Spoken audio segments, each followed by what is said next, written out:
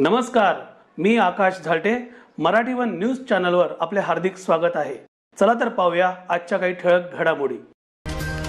टिटवाळ्यात विद्याभारती कोकण मुंबई आयोजित पायाभूत स्तर प्रशिक्षण वर्ग मोठ्या उत्साहात संपन्न. टिटवाळ्यात विद्याभारती कोकण मुंबई अखिल भारतीय शिक्षण संस्था आयोजित पायाभूत स्तर प्रशिक्षण वर्ग छत्रपती शिक्षण मंडळ कल्याण संचालित विद्या मंदिर मांडा टिटवाळा या शाळेत 1 जून ते 10 जून असे बालवाडी ते तिसरीच्या प्रशिक्षण वर्गाचं आयोजन करण्यात आलं होतं. या शिबिरात तब्बल 80 शिक्षकांनी आपला सहभाग नोंदवत सदरील पायाभूत स्तर प्रशिक्षण वर्ग मोठ्या उत्साहामध्ये संपन्न झाला.